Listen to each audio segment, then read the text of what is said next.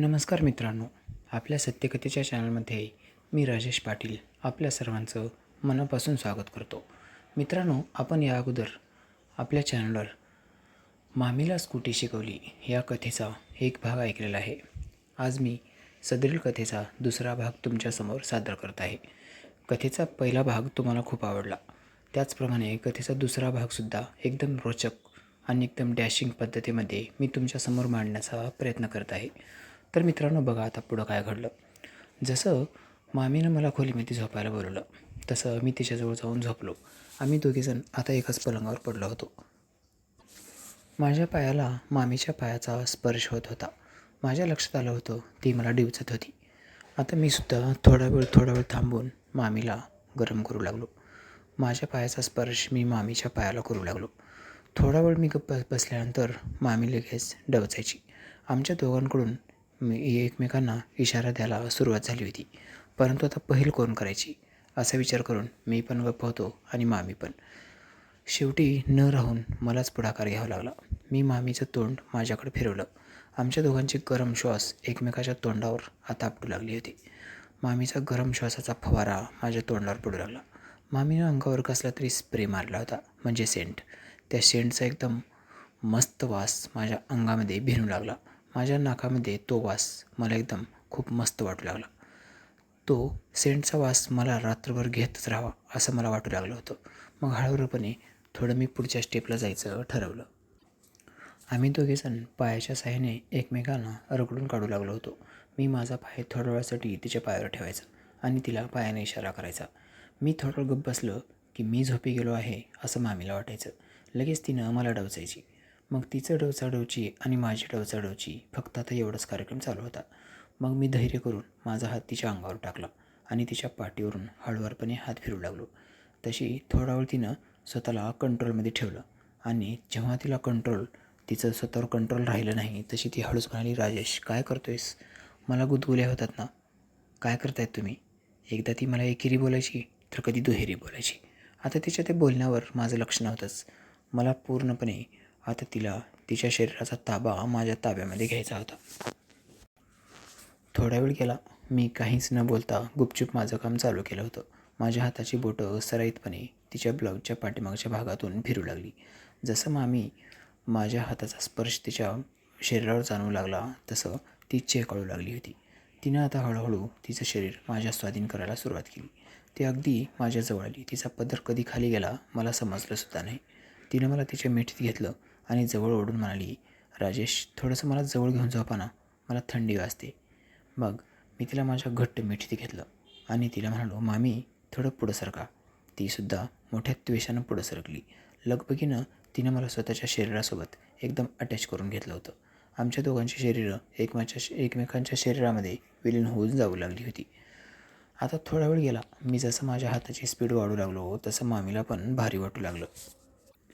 आता मामीसुद्धा मला फुलपणे सपोर्ट करू लागली होती. तीसुद्धा तिचा हात माझ्या अंगावरून फिरवायला सुरुवात केली. जसं तिनं तिचा हात माझ्या अंगावरून फिरवायला सुरुवात केली तसं मला जी मजा येऊ लागली होती तो आनंद आता द्विगुणित होऊ लागला होता. मला खूपच मस्त वाटू लागलं होतं. मी हळूवारपणे आता थोडंसं पुढं जायचं ठरवलं. मी हळूहळू हात फिरवत तिच्या पाठीपर्यंत घेऊन आलो. पाठीपासून तिच्या पाठीमागची जी बॅक साईड होती त्यापर्यंत मी माझा हात सरकवला आणि तिच्या पाठीमागच्या मोठ्या घागरीवरून मी माझा हात फिरवायला सुरुवात केली. मी जसा हात फिरू लागलो तशी ती जास्त चेकाळू लागली. ती मला आता घट्ट मिठीत घेऊ लागली होती. आम्ही दोघेजण एकमेकाच्या शरीराची मस्तपैकी मजा लुटू लागलो होतो. परंतु हे सगळं काही हातानंच होतं.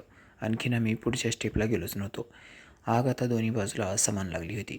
जसं मी इकडं तडफडू लागलो होतो तसं मामीसुद्धा तिकडं तडफडू लागली होती. परंतु आणखीन कुणाचे कपडे खाली केले नव्हते. आम्ही जो काही खेळ खेळत होतो तो आणखीन सगळं काही वरूनच होता. मी जसा हात खाली घेऊन जाऊ लागलो तशी ती चेकाळू लागली. मग हळूवारपणे मी तिची साडी थोडी गुडघ्यापर्यंत वर केली. तशी ती मला म्हणाली, काय करताय? मी तिला म्हणालो, मामी जरा चूप बसता का? काय राव, किती तुम्ही चिपीर करतात. तसं ती मला म्हणाली, तुम्ही काय करतायत समजते का तुम्हाला? अहो मामी आहे मी तुमची. मग मी म्हणालो, हो ना, लाडकी मामी आहात ना? ती मला म्हणाली, हो ना, मी तुमची लाडकी मामी आहे.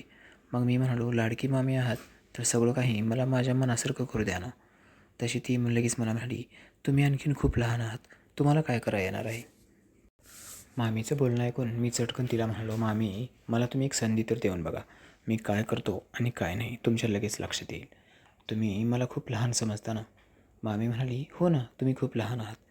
तुम्ही एक कुकुलं बाळ आहात. असं म्हणून मामीनं मला तिच्या जवळ ओढून घेतलं. आता माझं तोंड मामीच्या तोंडाच्या थोडं खालच्या बाजूला चिटकू लागलं होतं. अगदी थोडा वेळ मी तसाच पडून राहिलो आणि मामीला म्हणालो, मी कुकुलं बाळ आहे का? मामी म्हणाली, हो ना, तुम्ही कुकुलं बाळच आहात. तुम्ही का तुमच्या मामासारखे धट्टाकट्टा एकदम बलदांड शरीराचे आहात का? मी लगेच म्हणालो, कोणतं पण काम करायला शरीर बलदांड असायची काही गरज लागत नाही. आपल्याकडे युक्ती असली ना सगळं काही होतं आहे. मामी लगेच मला म्हणाली, ती कशी काय? मला पण थोडंसं एक्सप्लेन करून सांगा ना. शरीर बलदांड नसेल तर युक्तीनं कसं काय काम होऊ शकतं? मला पण पटायला पाहिजे असं उत्तर द्या. म्हणजे मी म्हणन खरोखरच तुम्ही बुद्धीनं पण खूप मोठे आहात आणि विचारानं पण खूप मोठे आहात. बघूत, सांगा मला, करा बरं एक्सप्लेन. मी लगेच म्हणालो, मामी आता बघा, एक उंदीर ज्वारीचं किंवा गव्हाचं पोतं उचलून घेऊन घरी जाऊ शकत नाही, बरोबर आहे.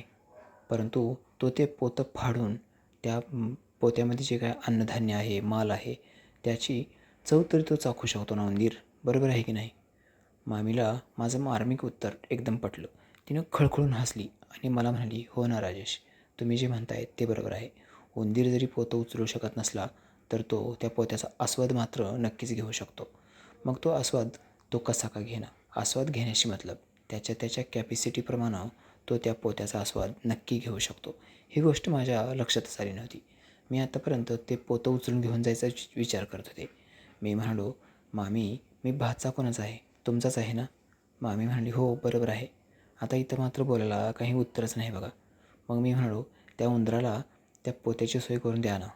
मामी म्हणाली, त्या उंदराच्या पुढं पोतं भरून ठेवलेलं आहे. त्या उंदराला जेव्हा पाहिजे तेव्हा तो उंदीर ते पोतं कुरतडून खायला सुरुवात करेल.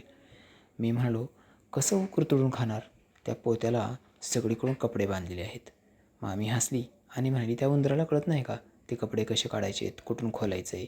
त्या उंदराला एवढी पण अक्कल असायला पाहिजे ना. एवढं नॉलेज त्याला नक्कीच असेल. कारण तेवढं जर नॉलेज नसतं तर उंदीर एवढा फडफड बोललाच नसता आणि एवढ्या पुढच्या गोष्टीला पण उंदीर गेला नसता. मी म्हणालो, मामी उंदरामध्ये खूप ताकद आहे. पोतं नाही उचललं तरी फाडून नक्की खाऊ शकतो. मग मामी म्हणाली, मग वाट कशाची बघतोय उंदीर? उंदराला तर सगळं काही मोकळंच आहे ना. तो उंदीर त्या पोत्यामध्ये कधी एकदा घुसतोय की असं पोत्याला पण वाटू लागलं आहे. मग मी म्हणालो, खरं म्हणतायत का? मामी म्हणाली, मग आता ह्याला काही मुहूर्त बघायची गरज आहे का? मी म्हणालो, ठीक आहे, उंदराला कामाला लावायलाच पाहिजे बघा. मामी म्हणाली, हो उंदराला कामाला तर लावायलाच पाहिजे, परंतु उंदीर कधी काम करणार आहे याची मी पण आतुरतेने वाट बघते.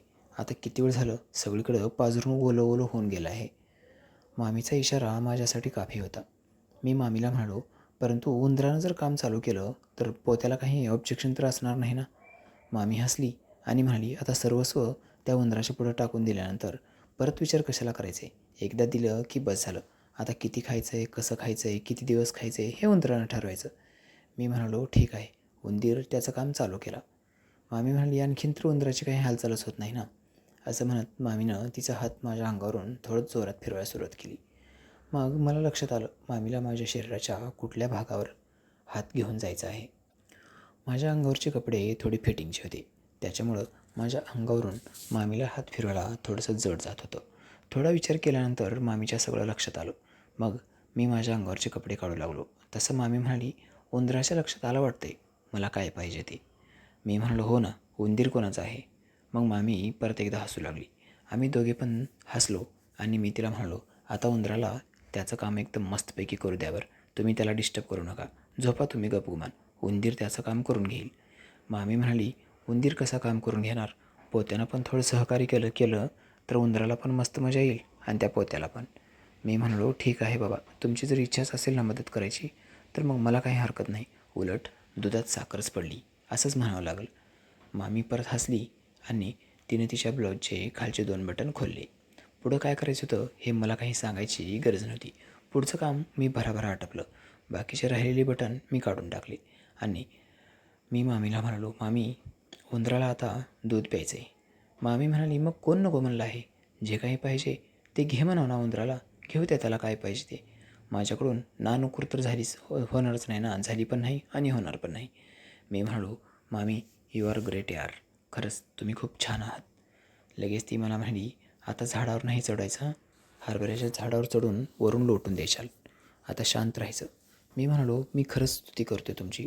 मी हरभऱ्याच्या झाडावर कशाला चढू, तुम्ही खरोखरच सुंदर आहात म्हणून मी म्हणलो तुम्ही खरोखर सुंदर आहात म्हणून.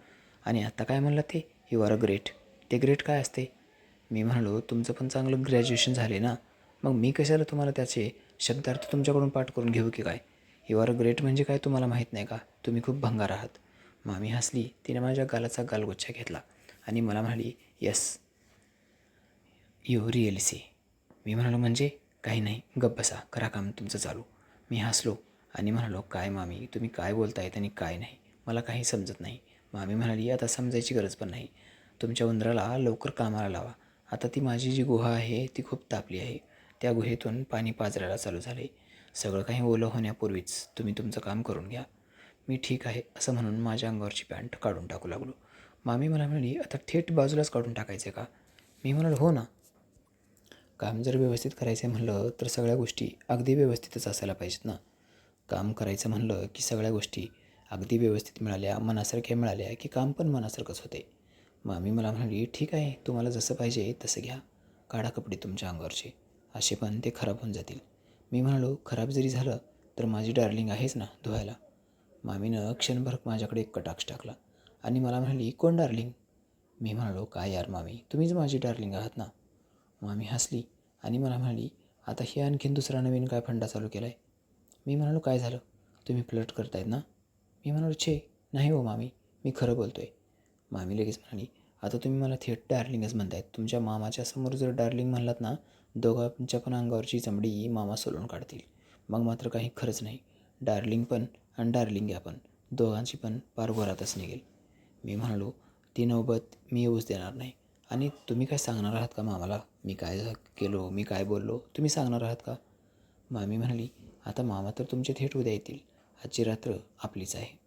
मी म्हणालो, ठीक आहे मामी, चला मग करूत आपल्या पुढच्या कार्यक्रमाला सुरुवात. मी माझ्या अंगावरचे कपडे काढले आणि मामीच्या अंगावर जी साडी होती त्याचा पदर मी धरून खेचू लागलो. मामी मला म्हणाली, फाडून टाकायचे का, थांबा ना जरा, मी व्यवस्थित काढते. मामीनं तिच्या अंगावरचा पदर सैल केला आणि तिच्या कमरेखाली अडकलेली साडी तिनं थोडी ढिली केली. मी मामीला म्हणालो, मामी अंगावरची साडी जर चोळामोळा झाली तर परत परेशानी व्हायला नको, म्हणून ही साडी एकदा अगदी हळुवारपणे उतरून बाजूला ठेवा, म्हणजे आपल्याला अडचणच होणार नाही. मामी म्हणाली, आता उंदराच्या अपेक्षा वरचेवर वाढू लागले आहेत, त्या पोत्याला टोकरून कसं तरी आपलं काम भागून निघायचं. उंदराचं पोटच आहे केवढं, त्या उंदराच्या पोटाला जेवढं काही लागतं आहे त्याला पोतं उचलायची काय गरज आहे त्या पोत्याला होल पाडायचं, आपलं पोट भरायचं आणि निश्चित पडून जायचं, गपगुमान झोपी जायचं. परंतु मी म्हणालो, मामी उंदराचं पोट असं भरत नाही हो, उंदराला पोत्याचं तोंड असं परफेक्टली खोलायचं आहे, अगदी व्यवस्थितपणे त्याचा आस्वाद घ्यायचा आहे. मामी म्हणाली, एवढ्या एवढ्या लेकराला काय गरज असेल बाबा एवढा कुठं करायची. मी म्हणालो, तुम्हाला आत्ता लेकरू वाटते, परंतु ज्यावेळेला तुम्ही माझा उंदीर बघाल ना, त्यावेळेला मात्र तुमचे डोळे फिरल्याशिवाय राहणार नाहीत. तुम्ही डोळे नाही पांढरे केलेत तर मग बघा. मामी लगेच म्हणाली, तुमचा उंदीर एवढा मोठा आहे का हो? मी म्हणालो, आता बघाच, फक्त थोडा वेळ, एकदा का तुमच्या हातात उंदीर आला की मग लक्षात येईलच ना, लहान आहे की मोठा आहे, उंदीर कसा आहे काय तुमच्या ध्यानात येणारच आहे. मी कुठं म्हणतो येणार नाही. मामी म्हणाली, ठीक आहे, तुमच्या मनाप्रमाणे करते, असं म्हणून तिने तिच्या अंगावरची साडी काढली आणि बाजूला ठेवली. जसं मी मामीला मिठीत घेतलं आणि मामीनं पण मला मिठीत घेतलं, आम्ही दोघं एकमेकाच्या ओठाचं रसपान करू लागलो. परंतु मित्रांनो, तेवढ्यामध्ये बाहेरचा दरवाजा जोरात खडखड खडखड आपटला जाऊ लागला. मी तर एवढा जाम घाबरलो, कोण आला असेल बाबा ह्या टायमाला. माझ्या अंगावर अक्षरशः घामाच्या धारा वाहू लागल्या. मी खूप घाबरलो होतो. माझं काळीज आता धडधड करू लागलं होतं. मनामध्ये एक अनामिक भीती होती, कोण आला असेल. कारण जवळजवळ रात्रीचे 11 सव्वा 11 वाजू लागले होते. एवढ्या उशिरा घरी कोणी यायचा काही प्रश्नच नव्हता आणि मामा तर उद्या येणार होता. आता आला असेल कोण? मग मामीला मी विचारलं, कोण आलं असेल? मामी म्हणाली, शेजारची संगीता वगैरे आली असेल. मी म्हणालो, एवढ्या 11:30 वाजता रात्रीच्या काय असते? ती मला म्हणाली, ती कधी कधी येते अधूनमधून. मी म्हणालो, बघा ना मामी कोण आहे ती. मामीने हळूवारपणे आतला दरवाजा उघडला आणि बाहेरच्या गेटला जे की होल लावलं होतं त्या की होलमधून तिने बाहेर बघितलं. आता मामीलासुद्धा एका क्षणामध्ये घाम आला. मामीचं पूर्ण अंग ओलं झालं होतं. काय बोलावं आणि काय बोलू नये मामीला काही सुचतच नव्हतं. मामीची दशा बघून मी सुद्धा खूपच घाबरलो. मी मामीला म्हणालो, कोण आहे बाहेर? मामीनं आता मला हातानंच हलकासा इशारा केला आणि त्या कीहोलमधून बाहेर बघायला सांगितलं, कारण त्या मामीच्या तोंडातून शब्दच फुटत नव्हते. मी त्या कीहोलमधून बाहेर बघितलो आणि मला तर अक्षरशः घामच आला.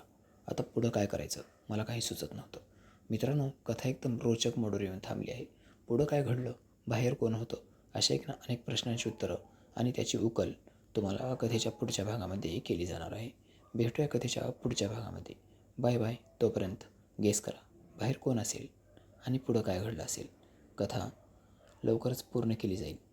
आपण आपल्या चॅनलवर जर नवीन आला असाल, माझ्या कथा जर आवडत असतील तर कृपया चॅनलला सबस्क्राईब करा. संपूर्णपणे कथा सत्य असतात आणि अगदी सत्य कथा तुमच्यासमोर मांडायचं मी ठाण मांडलेलं आहे. Bye bye. भेटूया कथेच्या पुढील भागामध्ये. एवढ्या मेहनतीनं तुमच्यासमोर कथा सादर केली म्हणजे तुम्ही सबस्क्राईब तर नक्कीच करणार आणि कथेला लाईक पण नक्की करणार.